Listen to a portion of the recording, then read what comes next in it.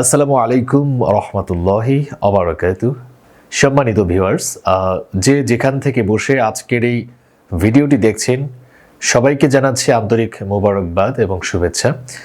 আজকে আমি যে বিষয়টি নিয়ে আপনাদের সামনে উপস্থাপন করার জন্য আপনাদের সামনে এসেছি, আমাদের সোসাইটিতে বর্তমানে ব্যাপক হারে একটি বিষয় লক্ষ্য করা যাচ্ছে, সেটি হচ্ছে আত্মবিসর্জন।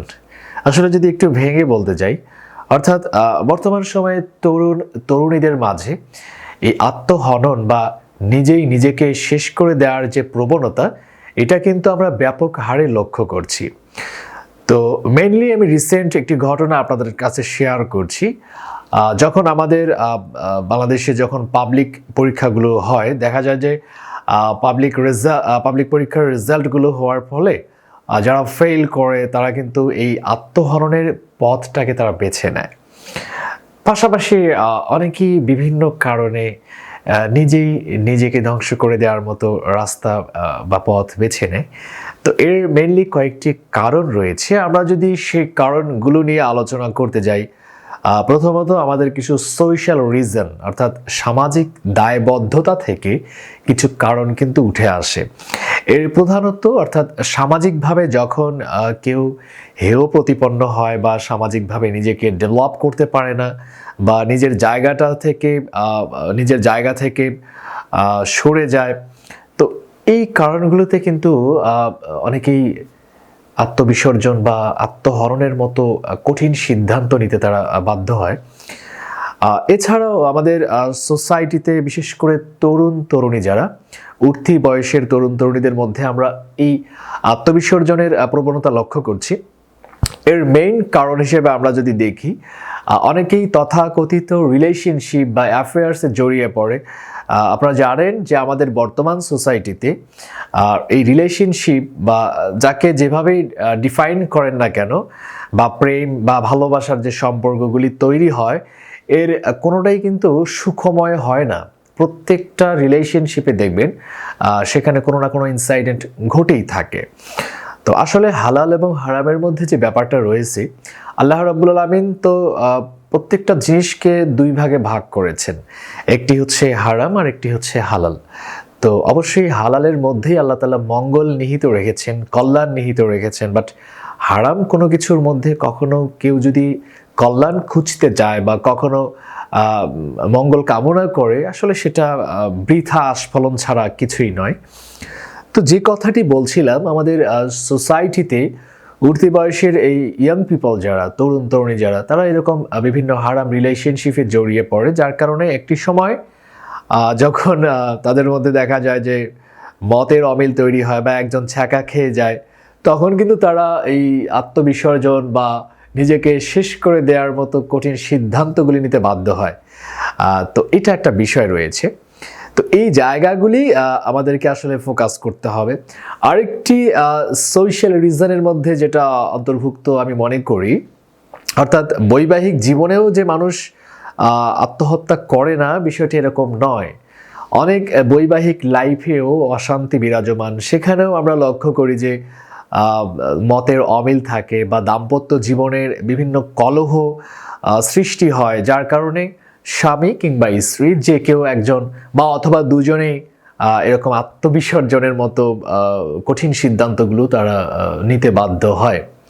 তো এটা মোটামুটিভাবে প্রচলিত যে সোশ্যাল রিজনগুলো আমি আপনাদের কাছে উল্লেখ করছি। পাশাপাশি আরেকটি হচ্ছে ইকোনমিক্যাল রিজন, অর্থাৎ অর্থনৈতিক বিভিন্ন কারণেও মানুষ কিন্তু নিজেকে উৎসর্গ করে দিতে বাধ্য হয়। এরকম হচ্ছে, যেমন অনেকের দেখা যাচ্ছে অনেক বেশি ঋণ হয়ে যায় বা তার অনেক বেশি দেনা বা অনেক বেশি ঋণ থাকার কারণে একটা সময় সে যখন আর নিজেকে কুলিয়ে উঠতে পারে না, এরকম কারণেও কিন্তু আমরা লক্ষ্য করি আমাদের সোসাইটিতে বা আমাদের দেশে, আমাদের কান্ট্রিতে মানুষ সুসাইডের মতো কঠিন সিদ্ধান্তগুলো নিচ্ছে। পাশাপাশি হঠাৎ করে যখন দেখবেন কেউ তার সোশ্যাল স্ট্যাটাস থেকে ইকোনমিক্যালি কারণে ধসে পড়ে যায়, বা কেউ বিজনেসে লস খেয়ে যায়, কিংবা কেউ জব পারপাসে নিজেকে আর এস্টাবলিশমেন্ট করতে পারে না, ফার্দার কোনোভাবেই যখন আর নিজেকে গুছিয়ে উঠতে পারে না, তখন কিন্তু অনেকেই, যেটা আমরা রিসেন্ট কিছুদিন আগে আমরা লক্ষ্য করেছি, একজন শিল্পপতি তিনি নিজেই স্বয়ং মাথায় বন্দুক ঠেকিয়ে নিজেকে শেষ করে দিয়েছে। আর একটা মূল যে বিষয়টা হচ্ছে একাকিত্ব। একটা মানুষ যখন একাকিত্ব ফিল করে, নিজেকে অনেক বেশি লনলি ফিল করে, তো সে মানুষটাও কিন্তু সুইসাইডের মতো কঠিন সিদ্ধান্তগুলো নিতে বাধ্য হয় একটা পর্যায়ে। এই জন্য আমি মনে করি সোশ্যাল পারপাস থেকে বা সোশ্যাল পার্সপেক্টিভ থেকে আমাদের সবাইকে সামাজিক একটা রিলেশনশিপ, সামাজিক একটা বন্ডিংয়ের ভিতরে থাকা উচিত।